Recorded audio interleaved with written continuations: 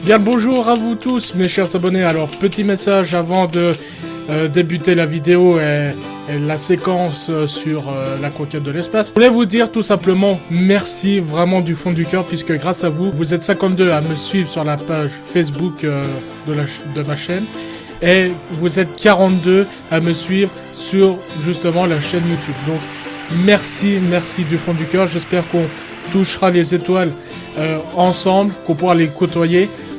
Et sur ce, il suffit de demander au commandant de bord de l'Astroben pour voir, comment qu'on va faire. Allez, sur ce, je vous dis ciao. Prenez bien soin de vous, mes chers amis. Vraiment encore merci du fond du cœur. Et j'espère encore une fois qu'on va côtoyer les étoiles ensemble. We choose to go to the moon in this decade and do the other things. Not because they are easy, but because they are hard. Chérie, voilà. Oui, je sais, je suis le commandant de bord. Tu vois, voilà, je voudrais passer du bon temps avec toi puisque je te trouve, ma foi, vraiment très jolie. Oh, yes. Et voilà, je voudrais passer du très bon temps avec toi et... Oui, je te drague, oui, c'est normal. Et en plus, avec le commandant de bord, tu as des privilèges, t'as même pas idée, quoi. Ouais. T'es rouge? Vas-y, dégage! Allez, oust! Merde, il manquait plus que ça.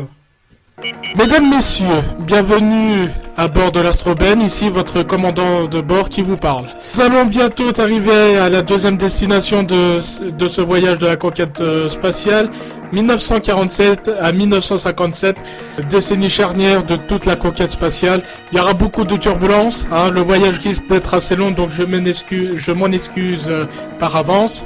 Et surtout, on va beaucoup ralentir puisque à partir des années 1952, il y a une telle densité historique qu'on va pratiquement faire du surplace. Donc, je m'excuse encore une fois du fond du cœur.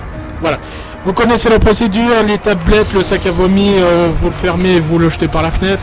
Donc, attachez vos ceintures, nous allons bientôt arriver. 4, 3, 2,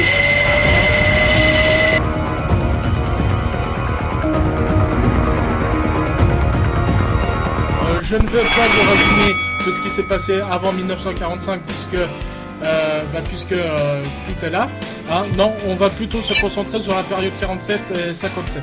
Du côté Wernher von Braun jusqu'aux années 50, on va pas se le cacher, ça pue énormément pour lui. En effet, le gouvernement l'ignore totalement, lui et la centaine d'ingénieurs qui l'ont suivi.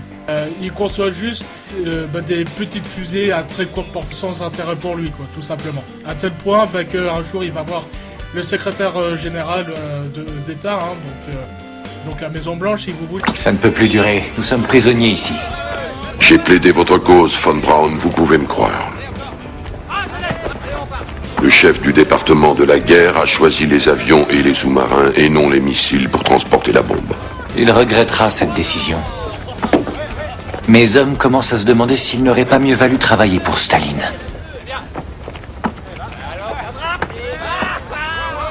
Je pense que ce sera tout.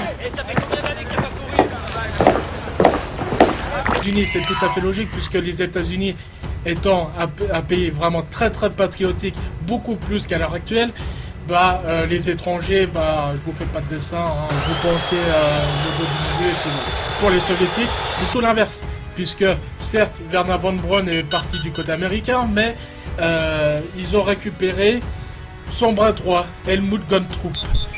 Oh putain le possible. Helmut Gunntrup c'est qui? C'est tout simplement l'ingénieur en chef qui s'occupait ni plus ni moins des moteurs de fusée V2, donc le système de propulsion si vous voulez.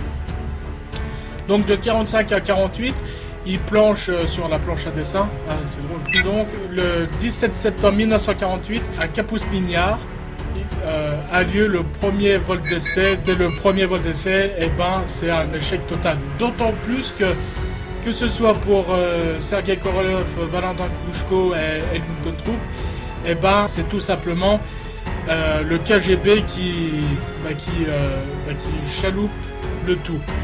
Donc, à l'époque, c'était le maréchal Zedov, qui a très mauvaise réputation pour dire que grosso modo, c'est un emmerdeur fini. Et tenez-vous bien, à l'époque, pratiquement tous les jours, il faisait un rapport quotidien pour l'envoyer, ni plus ni moins, à Staline. Oui, oui. Et c'est pratiquement un an plus tard, jour pour jour, le 25 septembre 1949, que le premier missile détachable soviétique prend son envol. On y reviendra tout de suite après. Et c'est une réussite puisque son altitude de croisière, c'est à peu près 12 km, donc la stratosphère, c'est grosso modo la frontière de l'espace et atteint sa cible à 500 km de là, dans la plaine sibérienne.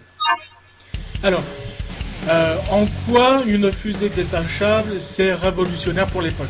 Et on a un nouveau missile plus léger et plus puissant. L'étage supérieur détachable. Quand les réservoirs sont vides, l'étage supérieur se détache et le reste retombe. Plus léger, il va plus vite et plus loin. On doit juste concevoir un étage supérieur capable de résister à la chaleur de la rentrée dans l'atmosphère. Mais tu dois réussir à me fournir plus de puissance des moteurs. Bon, tu auras plus de puissance. J'augmenterai le rapport alcool-oxygène liquide. Et chose que ce principe-là est toujours en fonctionnement. À partir de 1950, tout va s'accélérer. La guerre froide, entre autres. La guerre froide, c'est quoi pour les plus jeunes d'entre vous? Ça s'appelle la dissuasion nucléaire. En gros, si par exemple les États-Unis n'étaient pas contents de ce que l'Union soviétique faisait, ils étaient potentiellement... Merci les femmes. C'était potentiellement une bombe atomique qui était larguée sur l'Union soviétique comme la fois à Hiroshima le 6 août 1945. En 1952, les Américains testent la bombe H. C'est une bombe atomique extrêmement sale. Extrêmement sale, j'entends par là, il y a plein de déchets radioactifs partout. Contrairement à la bombe atomique qui était soi-disant propre. Un an plus tard, le 12 août 1953, l'Union soviétique à son tour teste leur première bombe H. Donc tout va s'accélérer, y compris pour la conquête spatiale. Puisque à la même année, du côté de l'Union soviétique, le maréchal Dmitro Zedelin demande à Sergei Korolev de concevoir une fusée qui pourrait emporter une tête nucléaire de 5 putains de tonnes. 5 tonnes. 5 tonnes. Vous envisagez une tête nucléaire de 5 tonnes? Évidemment. Donc la question est très simple. Est-ce qu'on peut le construire?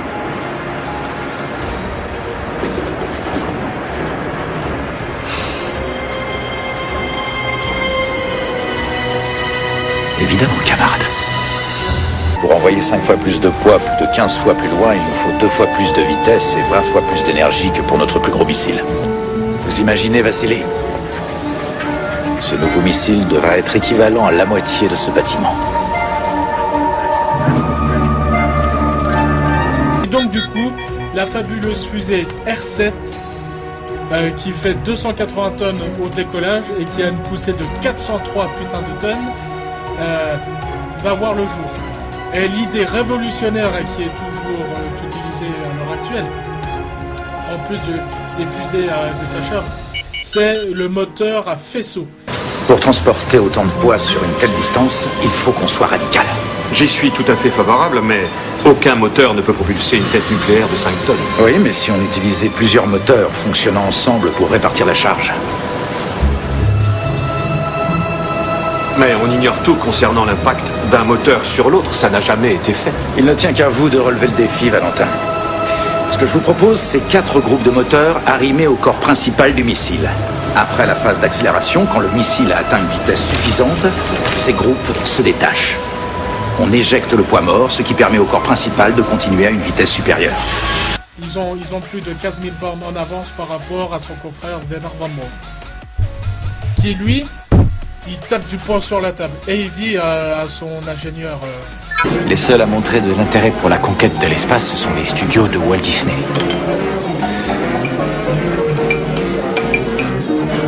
Il y a peut-être une solution. Vendre l'idée en direct au peuple américain.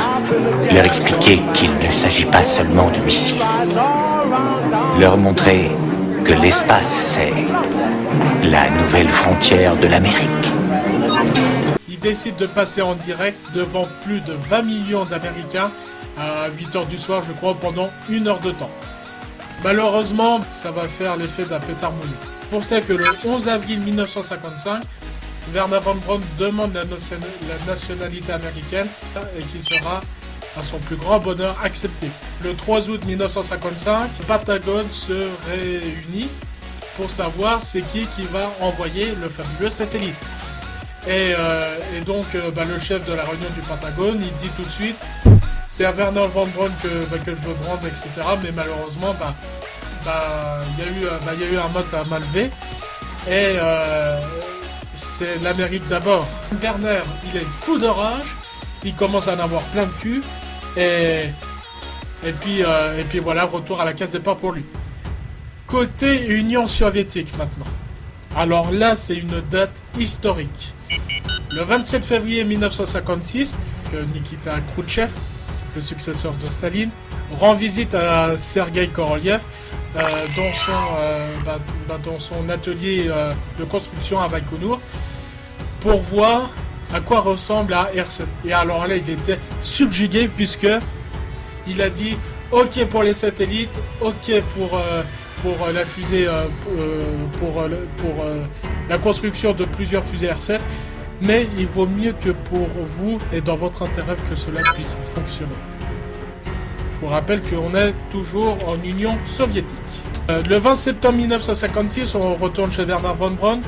Premier vol d'essai de son missile à longue portée, le fabuleux Jupiter C. Le missile atteint 1097 km d'altitude et la portée est tout simplement astronomique pour l'époque, 5367 km. Mais malheureusement, le Pentagone et la Maison Blanche y sont bornés et c'est toujours l'armée américaine, l'US Navy, qui sera prioritaire pour envoyer le premier satellite. On commence vraiment dans l'année charnière 1957. Le 20 mai 1957, c'est le premier vol d'essai de la R7.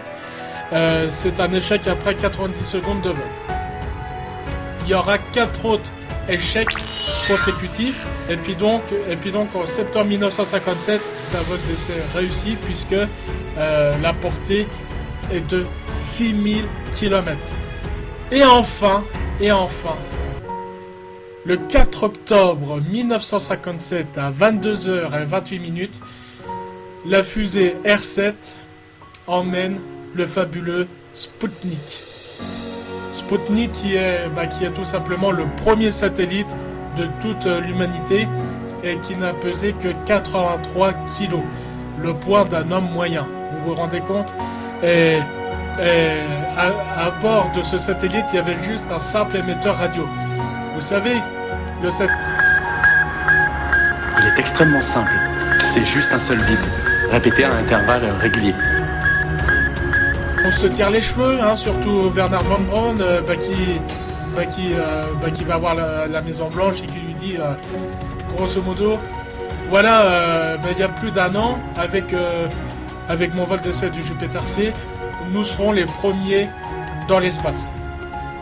L'Union soviétique va encore de nouveau faire un coup bas au niveau des Américains, puisque la fabuleuse chienne Laika est en orbite le 3 novembre 1957. Pour la première fois de l'humanité, un être vivant est dans l'espace et qui tourne autour de la Terre. Malheureusement pour la chienne Laika, elle a fait 3 orbites avant de mourir de chaleur. Donc voilà, la Maison Blanche en a plus que ras-le-bol. Il précipite tout simplement le décollage du lanceur Vanguard, qui est tout simplement l'US Navy, devant des millions de spectateurs, à quel point que pratiquement toutes les caméras du monde entier sont braquées vers ce décollage. Mais le seul problème, et qui ne savait pas, enfin qui cachait, c'est que le lanceur Vanguard n'a jamais été testé. Donc le décollage, c'était véritablement une catastrophe, comme vous pouvez le voir sur les images. C'est une catastrophe puisque la fusée n'a même pas fait 10 cm de haut et puis qu'elle s'est déjà effondrée. Et là, les journaux s'en donnent à cœur joie. Oupsnik et mon préféré, Kaputnik. en référence à Sputnik. Wernher von Braun, c'est bon, ça y est, c'est son tour, c'est sa chance. Et le 31 janvier 1958, c'est le lancement du premier satellite américain, Explorer 1, qui sera emmené par le lanceur Jupiter C. À 22h48, Jupiter C décolle. Et à minuit 30, ils ont la confirmation que le satellite est bien en orbite autour de la Terre. Et pour Sputnik, c'était minuit 03. Voilà. Donc, véritablement, ça y est, la course à l'espace est officiellement engagée. Ciao, et c'est parti pour le décollage.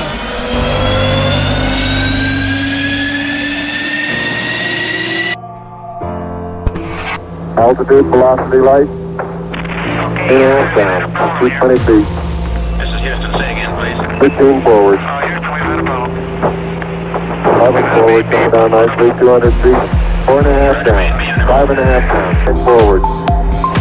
We choose to go to the moon in this decade and do the other things, not because they are easy, but because they are hard.